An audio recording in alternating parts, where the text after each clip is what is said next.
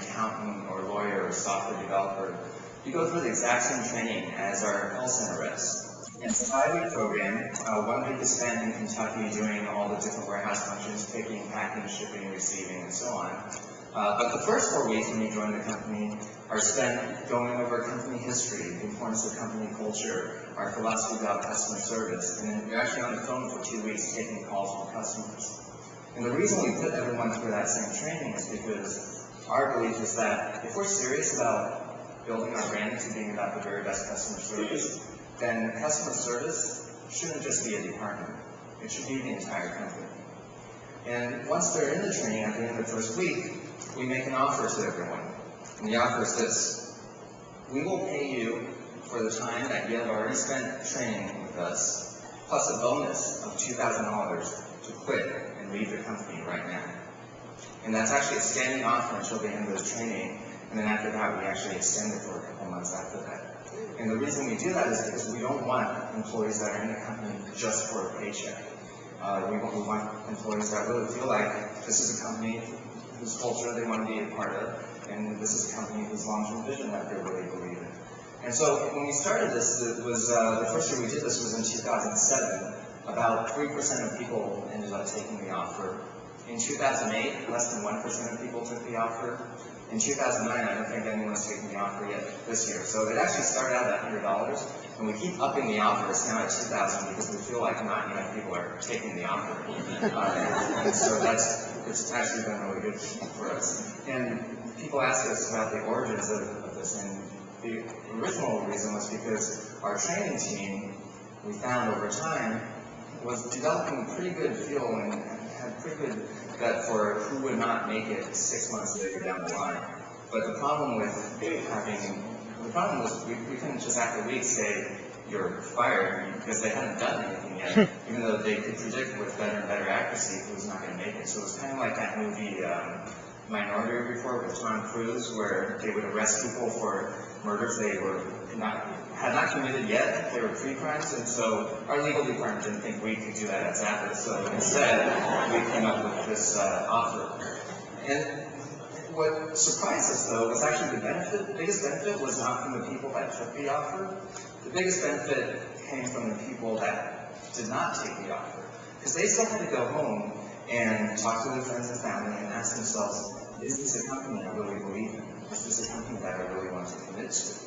And when they decided not to take the offer, on Monday morning when they came back to the office, we found that they were that much more committed and engaged, and that's actually ended up being the biggest benefit for us at all. The biggest benefit for this offer. The other thing that we have is a culture book, which I'll have information later on for how to get this. We're happy to send this out for free. But this is something we put out once a year, and we ask all our employees to write a few paragraphs about what the Zappos culture means to them. And except for typos, it's amended. So it includes the good and the bad, and it's organized by department, so you can see how the warehouse culture, for example, might be slightly different from the accounting culture. And we're now in our 5th edition, and it's pretty interesting to see the evolution of the culture over the years. That's the different editions of the book now. We're also very active on Twitter. If you go to twitter.zappos.com, there's a link there that lists the 500-something employees that are on Twitter. We train everyone on Twitter when they first join the company. And then there's also another page that aggregates all the tweets of our employees, so you get a pretty good sense of what our culture is like by reading just through the employee tweets. And we don't really have a policy. Our only policy for our employees is just we only use your best judgment, and we don't have any policy beyond that as far as Twitter goes. So for 2009 and for the next several years, our focus in terms of brand building is really about the 3 C's: clothing, customer service, and culture. And we really think of these in terms of the life cycle of the customer. So customers that have never heard of Zappos before, we want them to know we have a great selection of clothing and shoes and a few other product categories.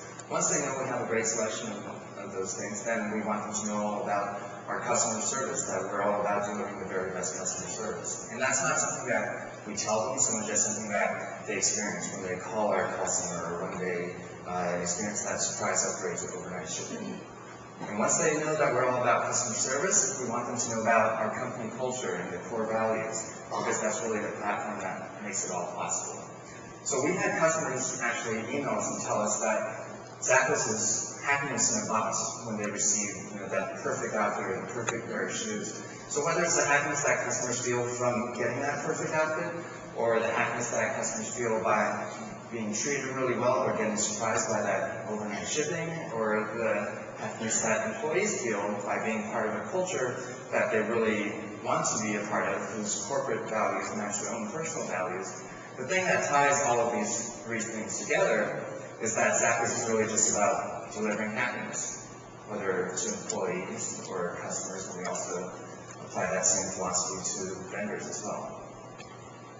So I wanted to talk about two books that I would highly recommend. One is Good to Great, the other is Tribal Leadership.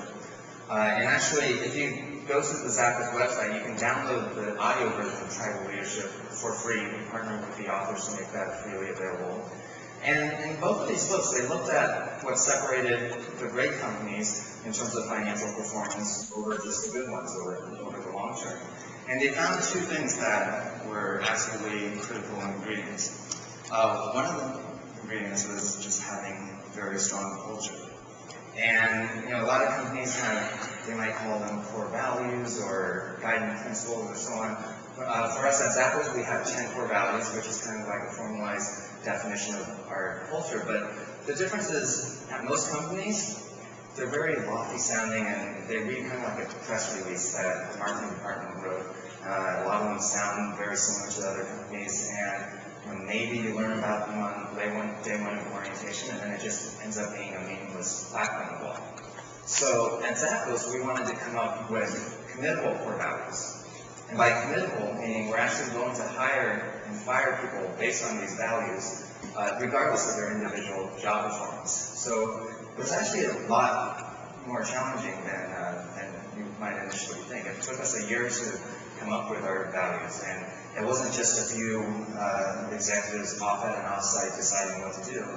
What happened was actually the entire company was emailed and asked, what should our core values be?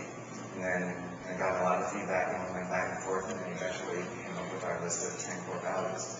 So these are the 10 core values that we have at Zappos. And the one that probably trips us up the most during the hiring process is number 10, be humble, because there's a lot of really smart, talented people that are also really egotistical. And at Zappos, there's no question, we just won't hire them. Whereas what would probably happen at most companies is the discussion of, well, this person is kind of annoying, will probably rub you the wrong way a lot of times, but he's going to add a lot of value, so therefore we should hire him. And that one hire isn't going to bring the company culture downhill, but if you keep making compromises like that over and over and over again, I think that's why most large companies don't have great company cultures. So we actually have interview questions for each and every one of these core values, and I'll give a few examples. Number 3, create fun and a little weirdness. So our question is actually, on a scale of 1 to 10, how weird are you?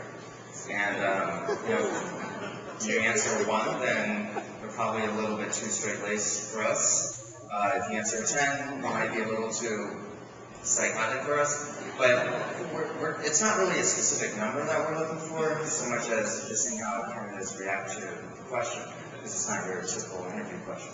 Our whole belief is that everyone's a little weird somehow, and this is really more just a fun way of saying that we really recognize and celebrate each person's individuality. And we want their true personalities to come out and shine in the workplace, whether it's interacting with coworkers or talking to customers on the phone.